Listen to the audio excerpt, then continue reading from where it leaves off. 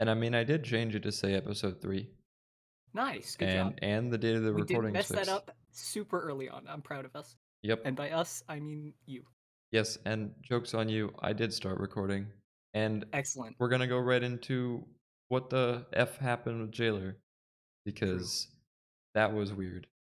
I I think I speak for everybody that killed it on that Tuesday or Wednesday or whatever raid day they had this week in saying that that was really uneventful. Underwhelming. Uh, yeah. Yeah. Just it feels weird for an end boss to die that way, and I know that's kind of what they needed to do to help these other guilds progress. I definitely think P3 and 4 were a bit too easy. I'd almost have preferred if they made it a ramping fight where the difficulty were in the latter portion, right? Because it felt so unrewarding to get through what we were used to getting through in phase 1 and 2 with Mhm. less deaths because bombs didn't do as much damage, because Right. lines no longer MC'd the people that were dumb. That was a big one. Yep. Yeah, No and knockbacks. then That was also pretty nice. the knockbacks, yeah, I almost forgot about that. Somebody in my other group called it a cosmetic when they saw it Uh-huh. on the ground. That's funny. But then P3 and 4, the boss just kind of falls over. I would have liked some level of intricacy to it. I know that we had some players dead at the time of P4, so there was that aspect to it that it was Yeah, like so we not killed super it clean. with a DC. We basically like 19 manned the boss for half of it. Like that's not normal for a CE end boss, I would say, for sure. Yeah, the Yeah. thought of that we that it, the fight could have been sold on a first kill after That those nerfs. should not happen. Yeah. I Yeah, think I think the rebalancing and nerfing of the fight was at this point necessary. Probably even to the severity that they did it was probably necessary. I'm still not sure if they'll get the CE numbers up to what they want them to be by the end of the season. I still think there's a solid chance it might be under 1,000 guilds get CE, which is unprecedented, I guess. Yeah, I think I would have liked to see P1 and P2 nerfed more, and P4 and P3 nerfed less yep, comparatively to what they ended up being, and having it be a more even. Because I still think P1 is probably the hardest phase now. Maybe P3 is kind of hard if you're learning it brand new, but it when you've already gone through however many hundred plus pulls probably in P1 and P2, it ends up being easier because it's similar to the stuff that you've already been doing. yeah. So P1 is probably the hardest phase overall to learn now, but yeah, I don't know. It, And it definitely feels weird. I'm just gonna page it over to the prog stats page right now. I don't know if you've had a chance to take a look at it, but the number of kills graph for Jailer, the second you see that nerf that happened on July 5th, it just a skyrocket straight up for kills of the Jailer. It just Yeah, odd way to end a tier, especially going into this season 4, where now you've got a lot of people choosing whether or not they want to play, and this leaving a sour taste in a lot of people's mouths is kind of questioning, like, oh, okay, well, will season 4 even be worth it? They know that they need to make it easy so that guilds can clear it, right? If you got CE in that respective tier with that roster, the hope is that you'd be able to clear it comfortably in your raid times, hmm right? I Yeah, just an odd scenario altogether. I am hopeful for season 4 though. I see its benefit, but um I am kind of looking ahead towards Dragonflight. One of the things that was mentioned was professions. They came out with a very, very long post this week about all the changes that's happening with profession. I know that that you might not have had a chance to read through all of it, but just the summaries that hmm they're kind of just adding different levels to it. It's making it its own mini game almost. hmm Um, there's like inspiration now and all these little stats, and you might have like your own profession gear to make sure that you're doing well with that. That that we might actually see these world first guilds recruit profession people for crafting Uh, things that seems potentially. unlikely to me, just because you can do a lot of it through like the work orders of the auction house and stuff like that. Um, I mean, also more than likely they won't need to recruit those people. Like they'll just already have somebody in the guild that's already doing it, like THD or something that just falls in love with the profession system or something. I don't know. Oh, that's He funny. seems to fall in love with the weirdest things. So that's my guess of the next uh the next thing that he'll enjoy. Yeah. But anyway, something like that. I do like that you have some of the stuff soulbound and coming from like raid materials and stuff like that.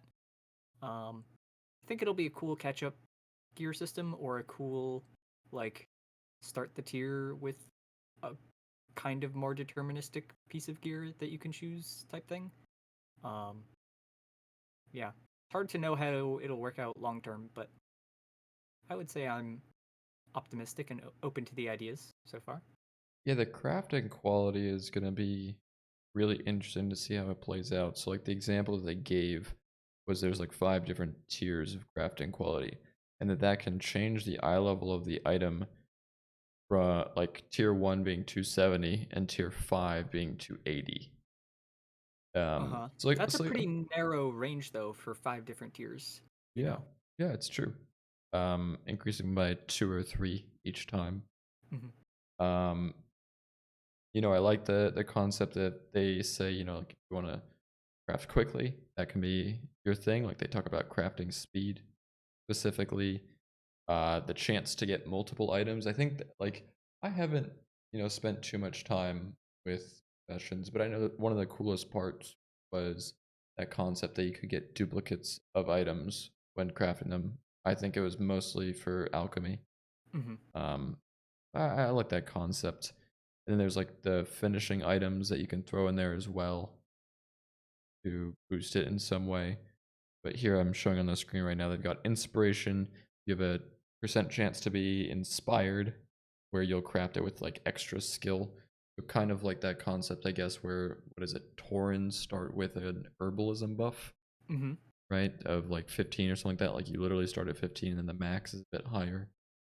Resourcefulness, you have a percent chance to use fewer items, such as like ore when you're crafting something. For those that care about that, multi-craft I already talked about, where you have the chance to get multiple of an item. And then if you want to just craft super fast, that crafting speed is the last one. Hmm. I like that I see kind of two main aspects to it, which is there's like the gear of like the actual item you're making side that the end game players will care about and things like that. And then you have the stuff like like you said, the extra procs or the crafting faster or the crafting with fewer materials. And that's kind of like the more like auction house playing the market gold making side of it that you can optimize for that. And so if you're the one that's like not using the item or you've already like gotten your skill high enough to make the best items and stuff like that, that then you can optimize as I'm making more gold from it and things like that so that people have a reason to maybe go to you versus making it themselves or something like that. I don't know, I just find that kind of interesting that they're integrating both at once kind of, and it's not just one or the other, because a lot of times the professions start out as being a decent way to gear up like the very first weeks of either the expansion or a patch or something, and you maybe make a couple items from it or maybe just one. In recent times that it's been limited to one, and then after that point it's just only for gold and the professions are entirely useless. So, and even then they're not that great for gold because they're so useless Yeah, and that also with it limits crafting them. legendaries, right? Like that was such a big investment Yeah, this the time huge around. upfront costs. Yeah, I like that it's a more gradual thing. And you don't have to eat all the costs yourself either with like the work order stuff, that people can give you their mats to help you skill up and they have a reason to do it because they'll get something out of it in the end too, rather than you having to. I remember at the start of Shadowlands, like people were paying to make other people's legendaries so that they could get the craft rank ups and stuff, and it was like if you didn't have the gold to do that, you were just I never have crafted a single legendary. I've been leatherworking the whole time in Shadowlands. I've never crafted a single legendary because I knew I was gonna have to craft like 100 of them to make it actually profitable.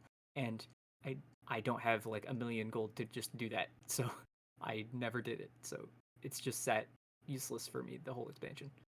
Yeah, and when we were going to Shadowlands, I was in a more casual state with friends, and I remember like a couple of them decided to spend the gold because like we had some gold coming in from BFA, and there was a concept was like, well, do we invest heavily into actually crafting some of these where we could even like give them among friends, but also just the benefit in the long run.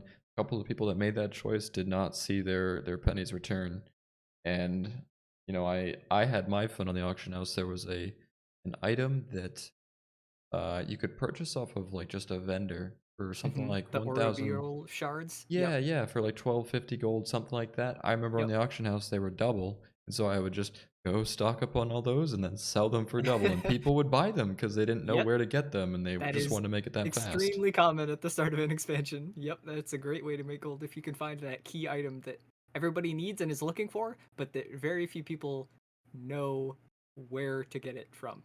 And you're Yeah, the one that figures that out earliest. Yep, and I have done that in the past. this concept of you want to have some form of a cut to an individual that makes this item through the auction house, the work orders, right?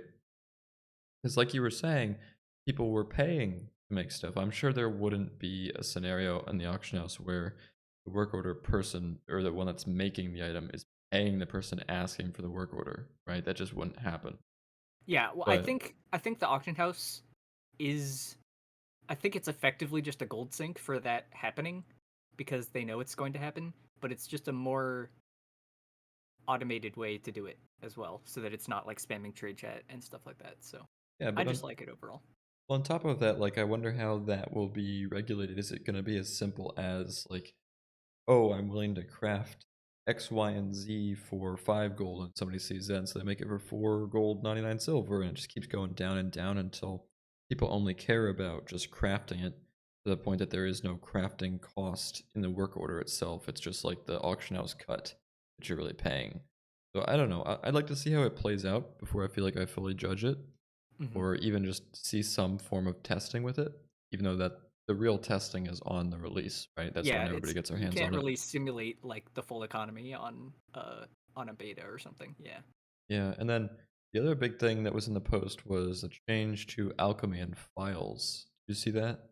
I saw Where, basically they're 30 minutes now, but they stack up to an hour so that if you're taking a break like an hour and a half into raid that you're not wasting half of your flask time and stuff. I thought that was a good change. yeah, yeah, dungeon And well, yeah, and Mythic Plus too. Yeah. Mythic Plus is very content with that, I'm sure. Um, and that you like, yeah, like you said, you can stack them up. I hope I that means dungeons aren't like 41-minute timers in the future. I hope that they're staying around like a 30-minute timer then cuz I think most of the community likes the shorter dungeons, not the like 40 minutes is getting to be long. absolutely, I agree. I'm a much bigger fan of 30-minute time sinks. It feels like you can get more of those in. Because in the long run, if you're doing like 40-minute dungeon, 40-minute dungeon, 40-minute dungeon versus 30, 30, 30, you're just spending so much more time to do the same number of two. But I think especially with Tyrannical, which maybe they rework affixes and stuff. I don't know. We haven't heard anything about that, but especially when you have bosses that are or dungeons that are 5 boss dungeons, especially on Tyrannical, those get to be a slog with how much time that you're spending in boss fights versus trash as well.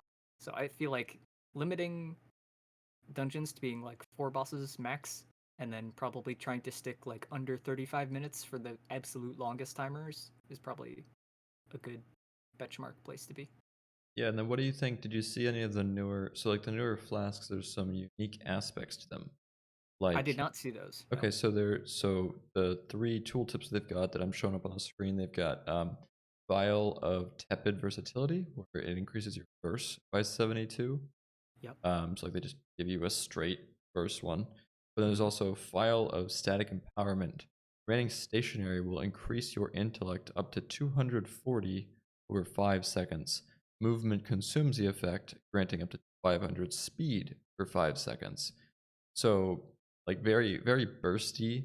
Um, it literally has a 5-second window, but then it also Right. has duplicative uses. So if you want to move quickly or whatever mechanic it is, maybe you are a DK or a warlock, you could use that to your benefit. I would be shocked if a warlock used that for speed as opposed to intellect. Of But course. there's that. And then the last example he gave is your intellect is increased by 225 while at least 10 yards from allies. If you are standing out alone, Mm. your int is increased. It says that it lasts for 30 minutes. So I you know, if they choose to do that, do healers start specking out of these like AoE healing circles on the ground? Right, there's talks of that. I know that efflorescence is already in the healer reso druid tree. I'm sure Yep. that will anger a lot of people, but they're interesting. I like that there's a bit of a change to it for sure. Well, to me, the one thing is both of those are kind of disabled by heavy movement, I would say, aside from the verse one, obviously, that's just passive. And so it feels like it almost punishes movement more because you're not able to use one of the super better ones. Because, I mean, like 200 intellect is definitely better than whatever verse, probably. Um, so that's maybe something that kind of might end up feeling bad, but I don't know. Yeah, and I can't use intellect, so if it's main stat, that's one thing. If it's specifically intellect and specifically for casters, I might just end up being the verse one anyway. So who knows? well, and on top of that, they mentioned that like numbers are very much not final. It's Of something that course, they will of course. very heavily consider. But I like the profession changes as a whole. I'm interested to see how it plays out. I'm very fearful that it just turns into one of those things where they put in a lot of time and it just doesn't become anything. Like Garrison's being a good example. Yes, It felt that's like a big time sink when it could have been spent in other areas that the game needed. yeah. Like I would rather them get the talent trees good rather than the professions. The professions being boring, like, is it a aspect of the game that could be better? Yes, but is it like vital to the game functioning? Not really. I mean, we've basically had them not functioning for kind of several expansions, and the game still functions. But like, if class talent trees and specs don't work properly, like that's when the game fundamentally gets really broken. So Yep. Yep. And we it's know that. probably different people on different aspects of that. Obviously, you can't just transfer one to the other. But Yeah, exactly. But more of like what the emphasis is on, right? Like if they're taking mhm. away a portion of their team to focus on this, um, Do that because after the talent trees are like in a good situation. I would say. yeah, Make sure that those are the priority and make sure those get done and have not even as much time as needed, but probably more extra superfluous time as needed. And if you have extra time, great, pat yourself on the back. But realistically, they never have enough time, yeah, especially trying to get it out in 2022, most likely. and there are definitely things that they have somewhat overlooked. A recent example is the Alliance Hall of Fame, right? Like they left it open this week I after the think nerfs. I think that was a bug, but yes, that was a funny. Yeah, just a very odd scenario that, you know, the Alliance Hall of Fame is still open. There's question of like, you really tried right now. You just transferred a character. Like you very much could get Alliance Hall of Fame. There's a lot of guilds that have killed Jailer now with these nerfs. So like if you were a guild that was progressing it, the fact that you could still have Hall of Fame now, I've seen people that got Alliance Hall of Fame not care too much about the fact that it's still open, Hmm. but I'm sure there's a select few people that cared about that to some degree. Yeah, to me, it's just funny. I don't care. I have no negative feelings about it. It's just kind of humorous. That's about it. Yeah. And I don't know if you've put on the title, but Guardian of the Pattern, I think, is what the jailer build title is. I'm not sure what the Hall of Fame one is, but It's yeah, famed just slayer of something probably, or famed Bane. breaker of chains or something. Yeah. Yeah, just one of those. But it's like, that's lost all of its interest. That's gonna be like one of those comical ones you wear, kind of like the fearless spectator. Or if you've watched the MDI, you get the fearless spectator title. Mm, So it's like, oh, it's an ironic okay, title to use. yeah, definitely one I would use on a meme character. Playing a goblin, Absolutely. making it look terrible, wearing that title. But um, then they've also made some changes that were very much wanted, but changes that were far, far too late. The account-wide Cosmic Flux scenario that they just released.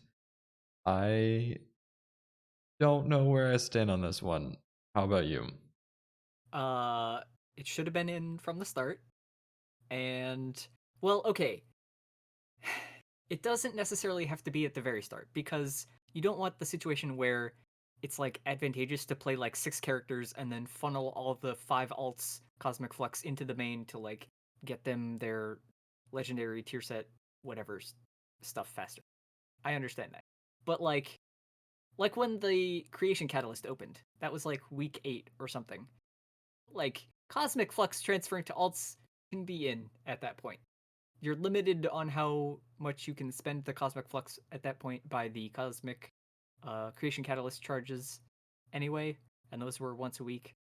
But it was so awful that you wanted to play an alt and you would, let's say I had 4 Creation Catalyst charges banked up and I had 4 items that I could make my tier set, but then I needed all the flux. First of all, I might have needed the flux to buy Soul Ash and Soul Cinders because maybe I wasn't playing the alt the whole expansion, and maybe I just made it in 9.2 because that was the first time that alts became like actually somewhat reasonable to play in the first place.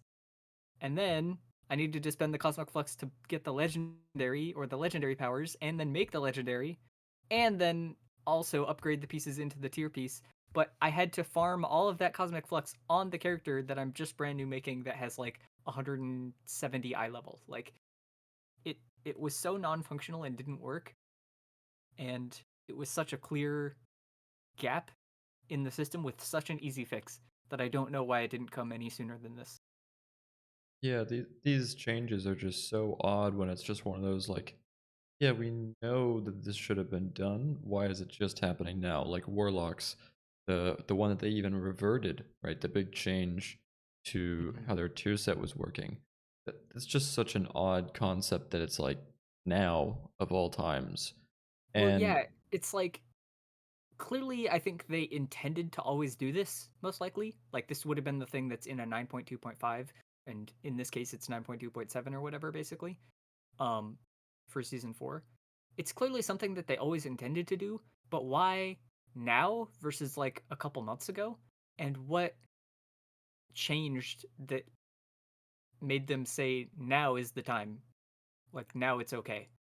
Was it the Hall of Fame closing? Was it the season ending? Is it season 4 starting? Is it what's the what flicked the switch that turned the situation from it's not okay even though we've already built this and we're going to enable it at some point? What changes it from no we can't do it yet to okay we can do it now? That's what I don't understand at all. yeah, and I wonder if they expect a lot of people to come back for season 4 for whatever reason. But this is going to be in effect going to season 4 where you're going to want to have tier pieces, right? Because we're keeping our Mm-hmm. tier sets in season 4. And so the one thing I will say that it's changed my mindset about is I previously was very reserved in terms of how I was approaching my flux for my alts. Like the biggest focus right now is getting the piece that you want to turn into tier. Like the Cypher equipment that they came out with in Zereth Mortis, even though that's something from season 3, wasn't something that you could make into a tier piece. So a lot of times I'm like for my warlock that just got 4 piece last night, I've been working on that character for a few weeks now. It's just going into those same dungeons, hoping that one piece that I need drops Yep. when I end up getting a trinket or that same trinket for the third time in a row, whatever it occurs, right? But the one thing I will say is it did change my mindset in terms of previously being reserved about Flux. I didn't want to convert or to catalyze an item that was, say, 236, very, very low eye level, because I Right. knew that I might get something a bit higher and then I'd want to catalyze that instead. Now I can feel comfortable about catalyzing stuff just because I've got my stockpile, but Right.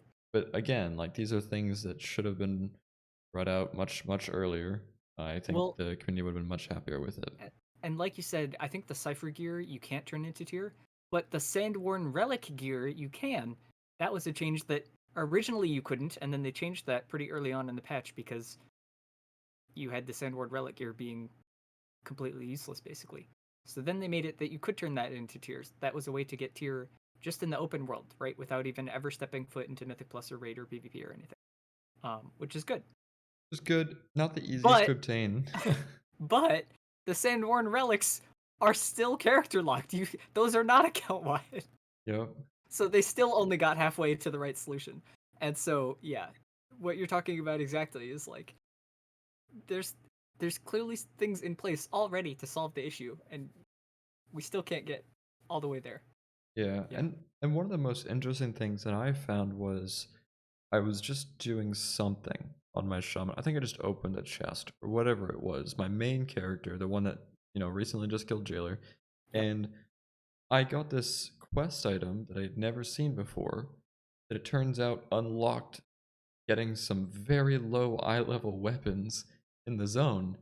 And it's like, I've been going through Zereth Mortis on I want to say like 8 characters now. Yes, I'm insane, but I that's the first time I've ever seen it, and that's something that I feel like is entirely reasonable to have had much early on.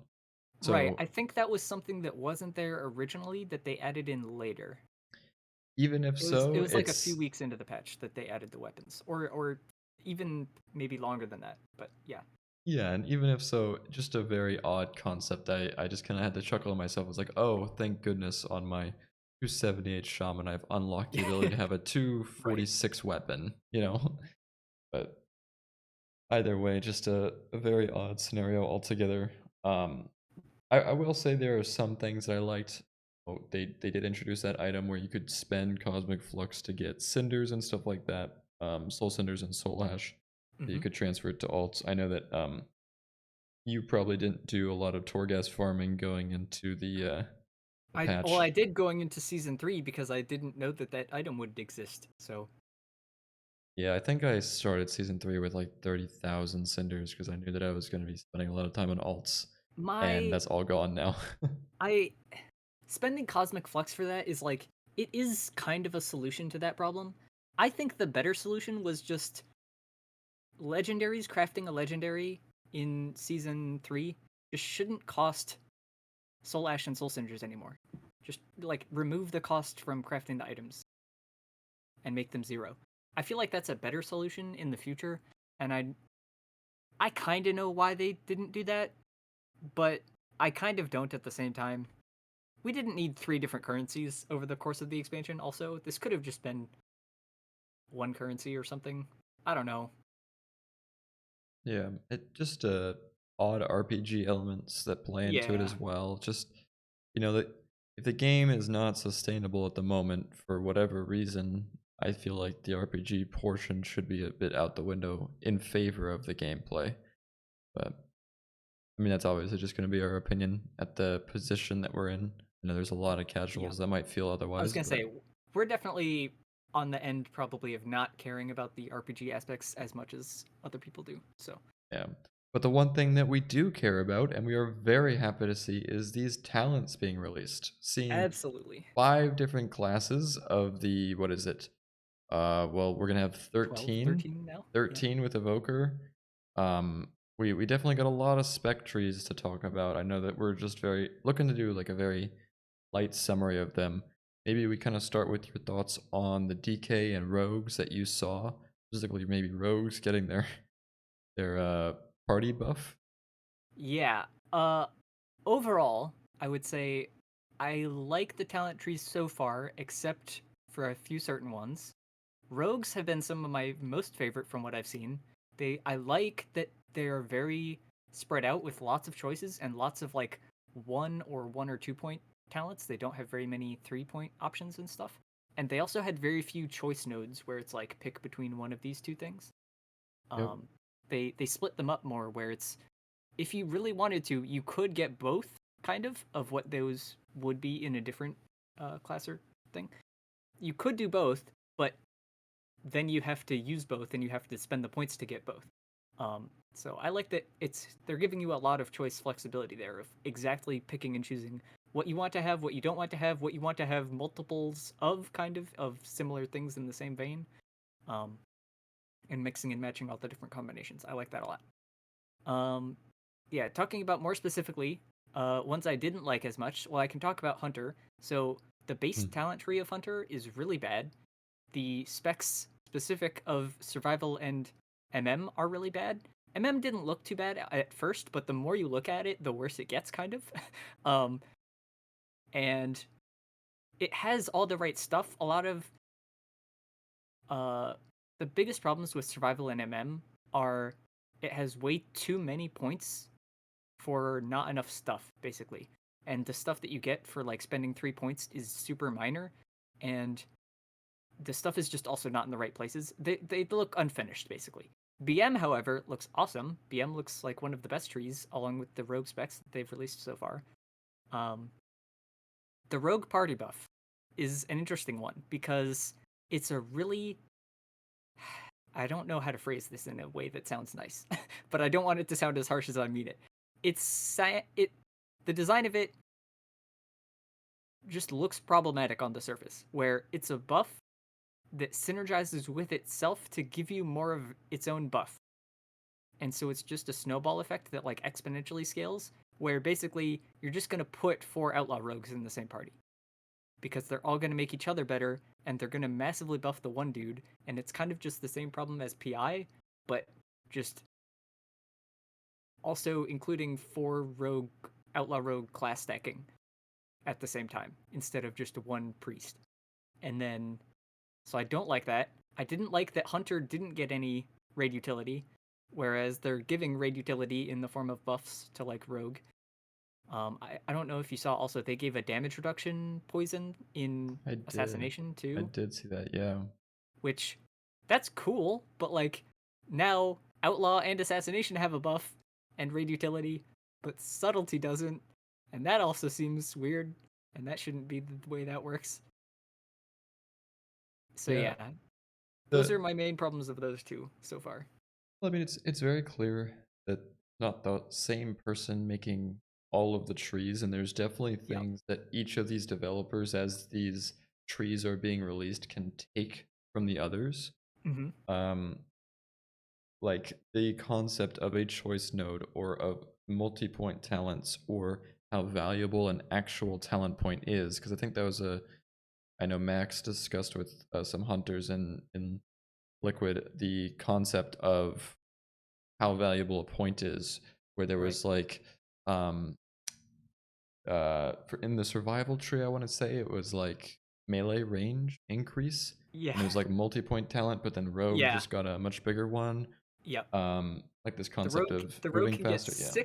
six yards for 2 points, and survival has to spend 3 points to get 3 yards. Yeah.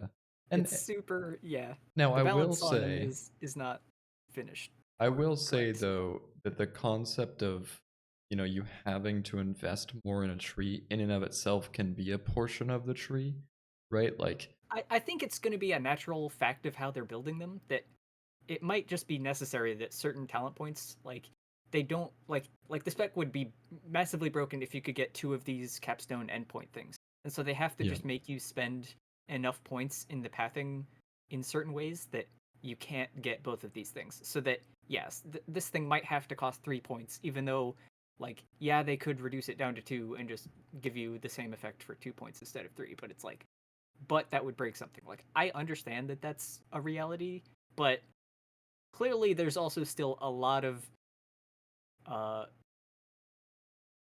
like useless over forced spending, I feel like, that doesn't need to be Yes. there to Yes. also prevent that at the same time.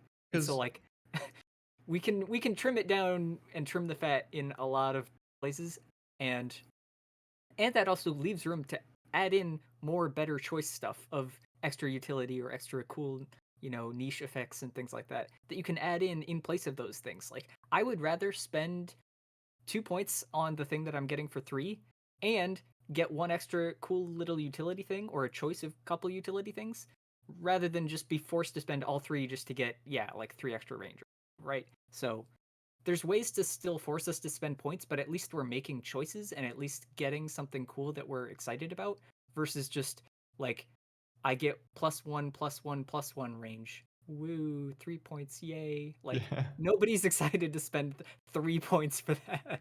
So yeah, there's ways to do it that are better and worse than others for sure. Yeah, and there's, like, barriers to getting the ones that are below, like, sometimes you have to Yep. invest those 3 points just to get that one, so you could argue that that in and of itself is a 4-point talent. Yes. Yeah. Um, Effectively, a lot of stuff is that way. Yeah. yeah, so just a very The odd. the hunter tree has the opposite problem at the very top too, where like most of the other general like The general combined hunter of tree, all you're three, saying? yeah, yeah. Most of the other ones they have one starting point for each spec, but Mhm. hunter has it weird where both survival and BM get kill command. But the way it's set up is right now both survival and BM just have the kill command thing and don't chain to anything else from kill command. They just chain from the kill shot thing anyway, on the right side of the tree. But anyway, even regardless of that, even if they went down from the kill command side and didn't go down from the kill shot side, is that neither of those specs is going to be ever taking concussive shot, and even MM isn't going to be taking concussive shot. So you have the opposite problem where you have a point that is a prerequisite for other stuff, but nobody's ever going to take the prerequisite of any three specs, and it's completely useless. So they have a top level talent that's completely dead, and yeah, it's just really bizarre the way they set that up. Yeah, I, um like we were saying, there's like a lot of points that can be drawn from this. I personally think a general good rule of thumb would be like above that 8 required line, you kind of have a lot of the points that you are taking or improving the abilities that you just took and stuff like that. I think that's entirely fine. I don't think that the early portion of a tree should be all of that troublesome. I think Mm-hmm. that that line between the 8 and the 20 is when you can kind of get into that portion where you're maybe starting to make some harder decisions. Maybe it's utility. Maybe there's some specific points you want that leading down into what's to follow. Like, for example, if you're taking an AoE path, maybe you Right, or a make that singleton. path, Yeah. yeah, between 8 and 20 to be focused on that portion.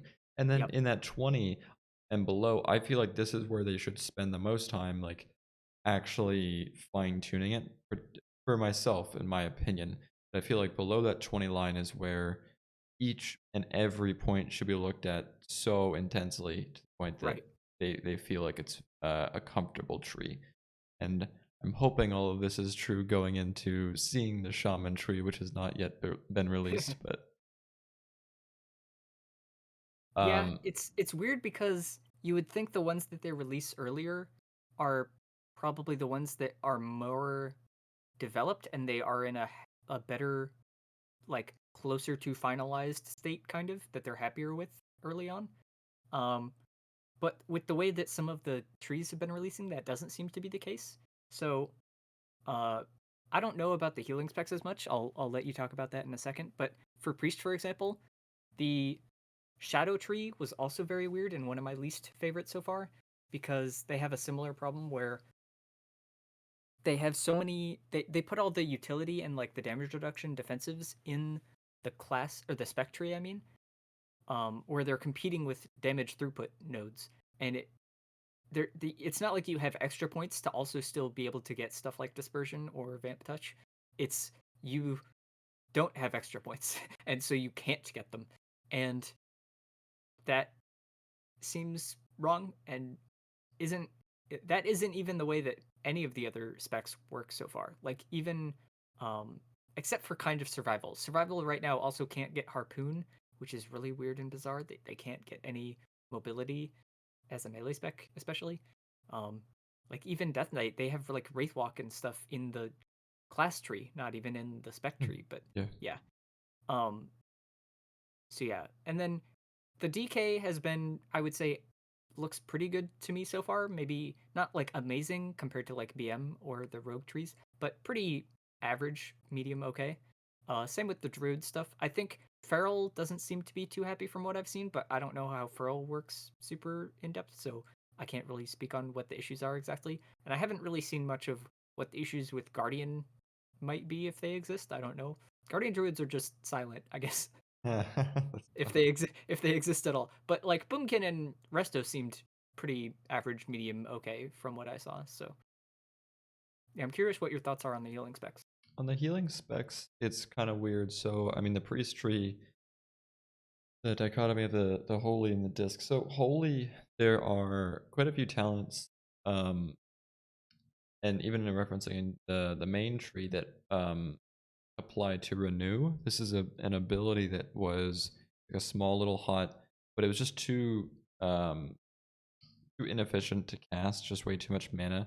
But a lot Mhm. of the other things that you did kind of procced into one. So, you're sending out your Holy Word Salvation, your big button heal that's a 12-minute cooldown that you reduce by doing other things. That'll put renews on people. The prayer of mendings that you send around an instant cast that whenever somebody's hit, it transfers to another person that has a chance to give renew. And it kind of looks like with the Holy Tree, they're trying to make renew an actual button. I don't know how practical that'll be. I'm a little displeased to see not even like a weaker version of Flash Concentration, the tier, well, not the tier set, the legendary that Holy Priests are currently using that basically makes them a heal bot. They press one button a lot, and I'm not trying to say like, yes, keep the specs super, super simple or anything like that, but I would like to see there be some form of similarity between the current version of Holy. Otherwise, you're going to see a lot of these people that re-rolled Holy relearning the spec essentially as they go into this next patch.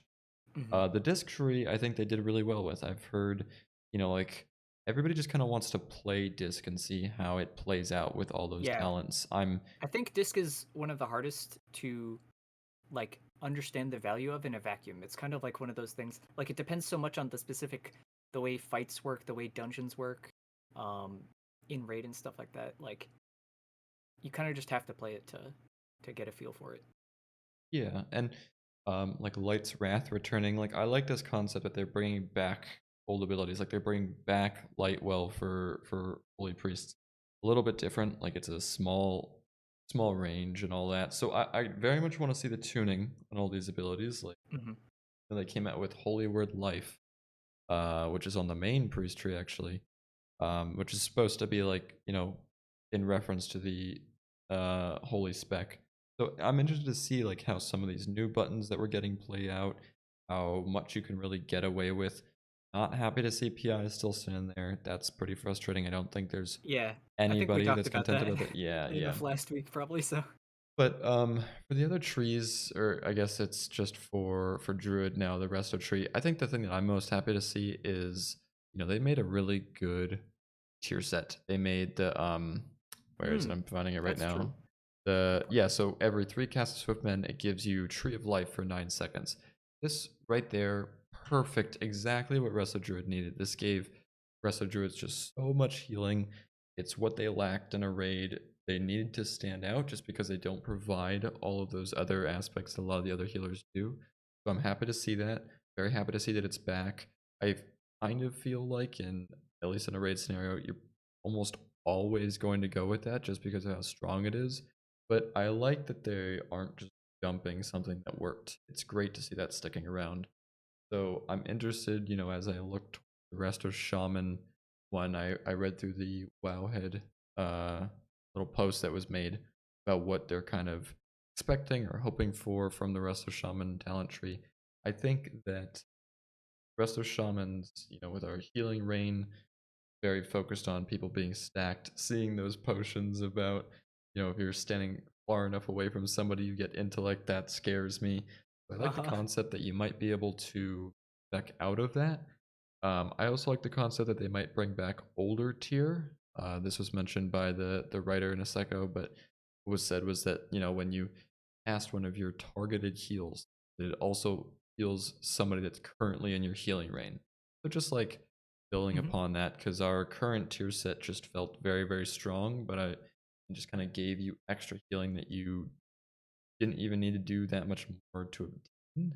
Um, but I'm hoping that we manage to keep some form of that. I have seen a lot of people frustrated with the comments that were posted here just because they're saying like, oh well, give us back Vesper Totem. It's like, well, no, you don't really want Vesper Totem. What you want is Vesper Totem and the legendary that came with it. Like there were a lot of um, niche combinations we saw in Resto Shaman this year in particular, both dungeons and in raid. That if you just got one of the pieces, it's just gonna feel very weak. So I hope that they Mhm. take their time with it. I know I some have people. Well, go ahead. I have noticed that in the trees so far is that, for example, um, if you have a an ability and then a tier set that modifies that ability, is that they're not really combining those ever into like this ability is unusable unless you have this legendary and then it's usable, right? Like in the new trees that they're making, they're not combining that into just giving you the usable ability like out the gate for like 1 point or whatever.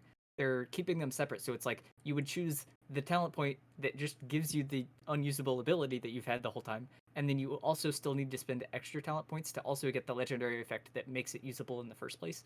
And that feels kind of weird and wrong to me. Like, um, I think they should maybe look to combine some of those things where if you've had, well, in some cases they've even done the opposite, where they've had talent points. This is just for Hunter. I'm ranting now. Yeah, Sorry. no worries, no they've worries. had they've had talents that are like two combined effects, and it was still unpickable the whole expansion. Like nobody ever used it. PvP, Mythic Plus, Raid, no environment ever used it. And then they split that combined talent into two separate talents, and they want you to spend like 4 talent points for it. And I'm like, who is ever going to spend 4 talent points for it? I don't spend 1 talent point for both of those.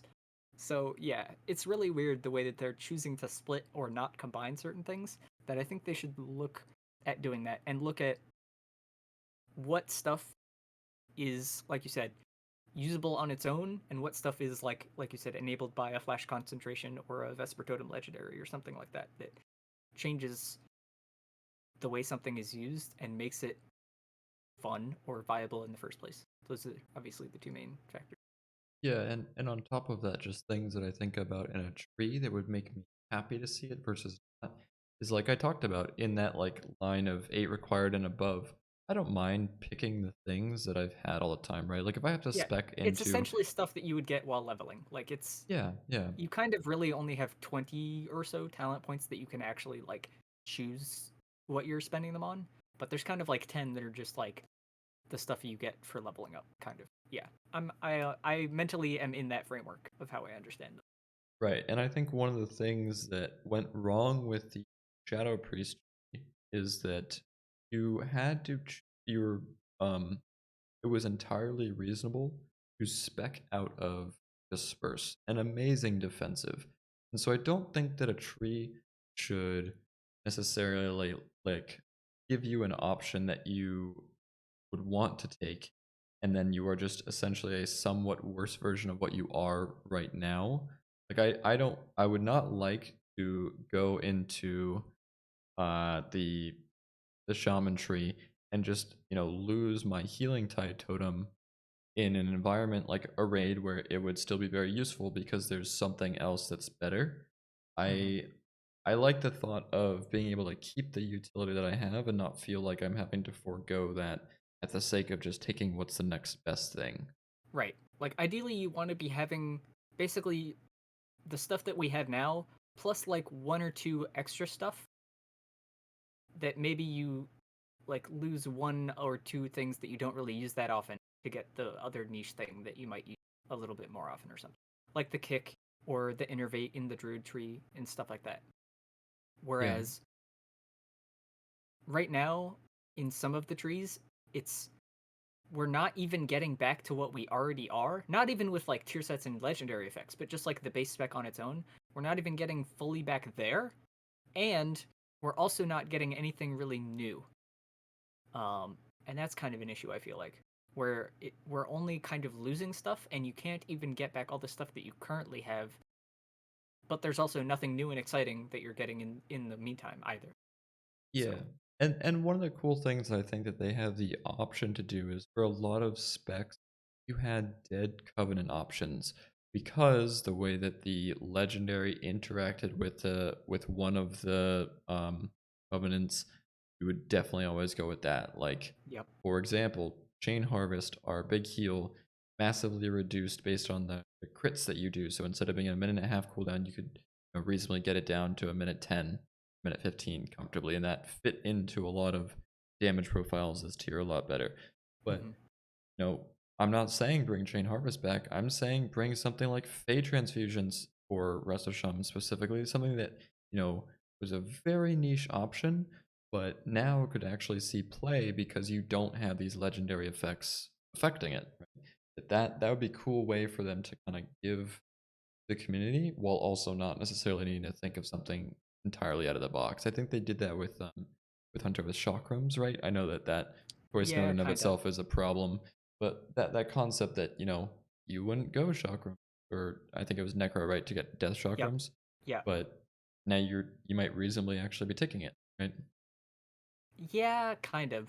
Um, Something else that I think they should maybe experiment more with the trees so far is there's a lot of like 1 point talents that give you X ability that or X cooldown, and it's just that's it. Like it's on the cooldown or whatever that it is.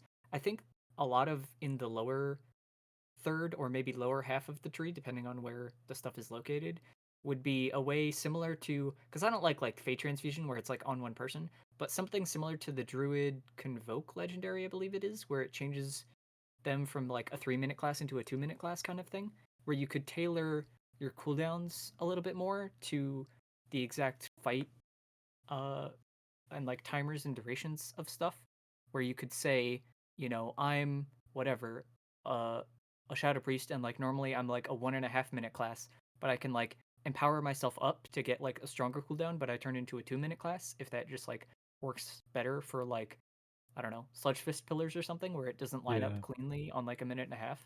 Um, Something like that I feel like is kind of missing, and something that I definitely know people would like they would at least experiment and have to consider those talents on some of those fights like that, whereas right now it's like you just kind of pick the buttons and then whatever those buttons are is what they are. You don't really have a way to like modify them in a way to fit certain things better or worse than they do. It's just you get what you get, and if it works, it's good. But if it doesn't work out for that fight or whatever, you're just stuck with it. Yeah, no, I agree. I like the concept of adjustments to timers in general. That's one of the coolest aspects I think of this game is finding the timers that fit appropriately, right? Like that's one of the reasons that we went Venthyr time around. Like the way that timer worked, the bursts that it provided. So I agree. I think it would be very cool to see some adjustments in terms of timers on these trees to adjust how these specs play.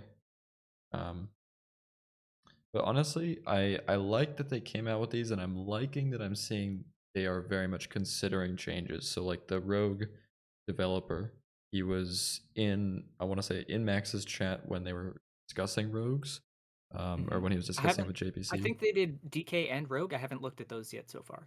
Yeah, Um, yeah, I was and going to mention. I think you might have mentioned it offhanded, but I did make like an hour and a half long video going over the hunter, yeah, mostly BM and marksmanship for and the general class tree or whatever when those initially got posted. And Max also did a great talk with the hunters from Liquid. He brought in Evade for survival, but he had Eric and Padra for the other two specs and the general tree or whatever. And I can echo like literally everything they said in that talk. Like, just go watch that talk, and it's a way better summary of the issues than I could ever make. And if I made that video, it would have been like 3 hours instead of like 45 minutes because they do a lot better way of covering it. But like everything they said is perfect. Those people are massively smart. I echo everything that Audra and Eric said basically. So, yeah, and I'm excited just to see what changes come out. I hope that um we see like the hunter tree iteration 2 come out, and mhm. I don't even mind if that comes out before another talent tree. I will say though, one thing that we hadn't talked about was the concept that alpha is coming out very soon. Supposedly it's rumored to come out this upcoming Thursday, which is the 14th. um if it does, for a small select few people, what does it look like? What when they log into a shaman, for example, do they have a talent tree? Is that going to be a day that we just get like all of these other ones they might not have had prepared ready, that type of thing. Like how does that look? So I don't know. I'm interested in their kind of schedule for releasing these. Interested in Hmm. how they intend to iterate uh on these trees just over the course of season 4. But I'm hopeful. Is all I'm trying to say. Yeah, they might have Alpha just start with the current Shadowlands talent trees, but That's that true as might well. feel weird because they haven't adjusted like what specs are baseline and stuff yet, or Yep. what stuff you get from leveling up, or that type of thing. So that might just be weird, but who knows? Because then you're also playing with people who have like their cooldown and their covenant ability and like these combination things that synergize and work together. But then like you're Mr. Shaman playing in Dragonflight lands and you don't have your covenant power anymore and your soul binds, but these other people like still kind of have half of their covenant power, and like that might just be wonky. So yeah, hopefully they just have them all done in time, but who knows? Yeah. I mean, I'm very hopeful. But that kind of wraps up all of my thoughts about the talent trees. Unless you had any other final points to bring up or things that you'd be hopeful to see specifically. Well, one thing I was going to bring up is, do you think they're going to do any class spec balance tuning adjustment for season 4 of like class performance stuff? I mean, they mentioned that they would be to We Survival know they Hunter, are the right for Desert survival Lock. and destro, yeah, but Um, I think those were, like you said, more mythic plus targeted balance adjustments, they like are, but not raid targeted, they maybe. will affect raid. Like I've already spoken They with will. some warlocks in which they say there are fights they would have played Destro that they're now just gonna play Demo. Like that's all that they can play on Right. that particular fight. And I don't personally care that much how specs are tuned in season 4. I just care so much more that they get Dragonflight right because I think we all can agree this is kind of a toss out season. Let's just kind of see how it goes. We've been playing with the tuning that we already have. We have ideas of what people are wanting to play going into the next patch. Kind of let them experience it for what they already intend to expect. But I don't know. Maybe you have a differing opinion that you want Well, heavy balance changes. like yeah, I mentioned in a previous episode that Hunter's been like the lowest single target spec like the entire expansion, and so I am particularly a little bit salty wanting class tuning just for myself out of pure self uh selfishness, but I think a lot of the points you made are true and accurate. Like I'm not going to be upset if we don't get balance changing, most likely. Like, I'm kind of not expecting there to be balance changing. It's just like, I do kind of wish that they still did a little adjustment anyway, if they can. But yeah, I'm definitely more in the vein of if they don't, it's not the end of the world. People already know what to expect. This tier was mostly fine balance wise. Like, and the stuff that was kind of egregious, both on the top end, low end, mostly got brought up into like a pretty reasonable ish range to be usable and viable, and focus on making Dragonflight the best that it should be because that's much more important. So Yeah, yeah, I that's kind think of where I'm at. with the tier sets changing already, or I'm sorry, not changing, but like going into Castle Nathria with these tier sets, that alone is going to change so much. Like right now, I've got up on my screen this Golex fight and showing single target damage, right? Just it's an odd concept to see so much of a shakeup versus what we were used to going into Nathria and what was strong then. So I'm definitely hopeful that they just kind of leave it as is. They focus a lot more on the tuning for Dragonflight because I'm almost certain that whoever's working on the tuning of season 4 also has a hand in the tuning of the raid in Dragonflight, and that's just where I would, as a player, hope that their resources are actually going towards. Because who knows, this season could flop very early. People might lose interest super quick, or people might be super invested into the Mythic Plus because you know different dungeons for a much shorter time period. There's going to be a lot of innovations that can occur and all that, but also the fact that they're older dungeons, so people have concept of what could be good and actually seeing how it plays out.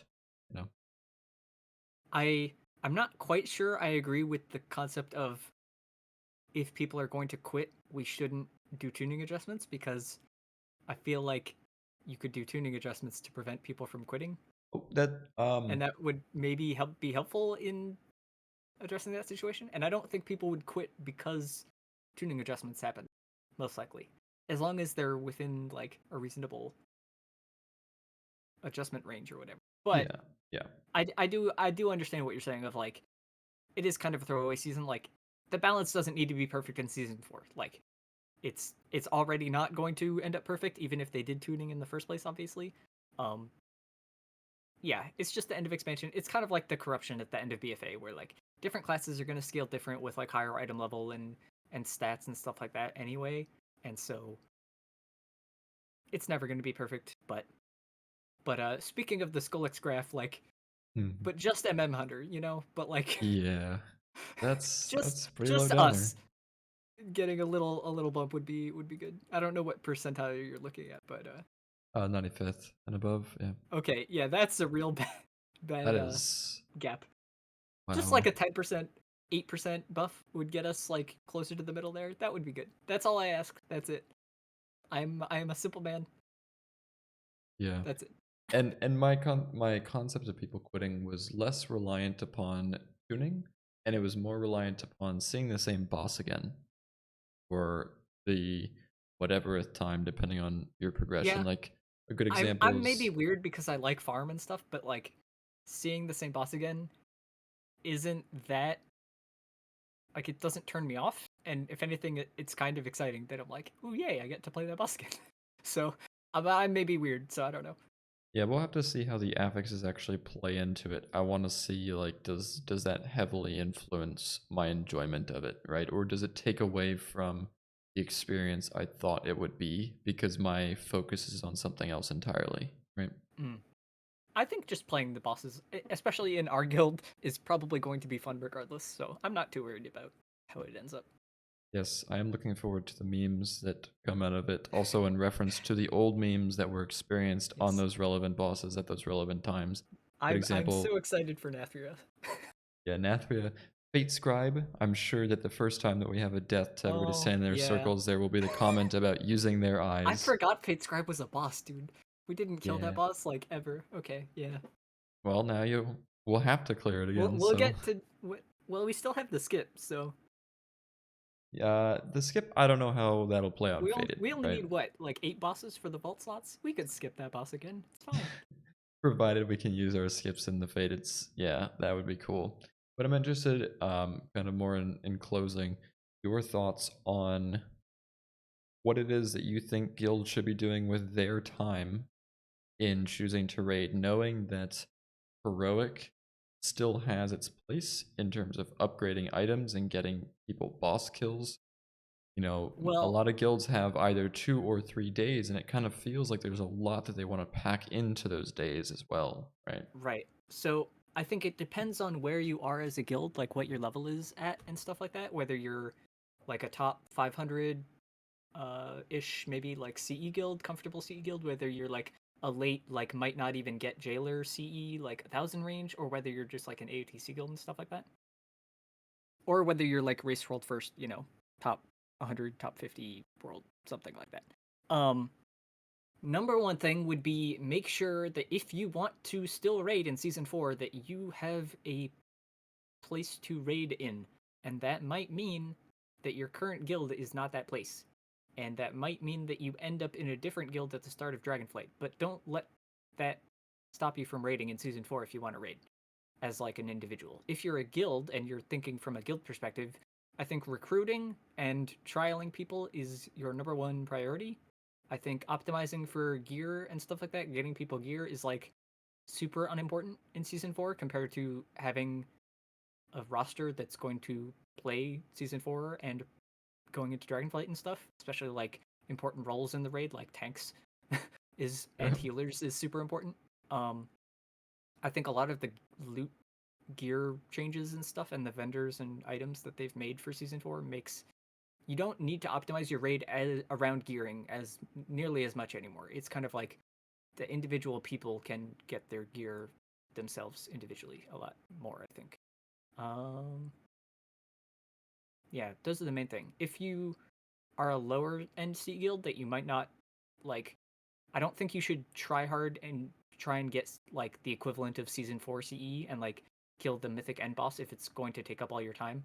I think maybe farming heroic is like a better use of your time if you care about gearing up and whatever, getting Bis going into Dragonflight for some reason. But I think if you're trialing people and recruiting and stuff like that, and you have new people coming in, then seeing how they do on end bosses that you're still kind of in a prog environment for is invaluable. So, Yeah, it's true. definitely, yeah. There's kind of different situations for different people, but that's my summary so far, I would say. Yeah, I'm hopeful for how it turns out. Very much looking forward to season 4 and all that it brings in trialing. And as much as you just said, making sure that our priorities are straight and whatnot. But let's just make Dragonflight great. Agreed.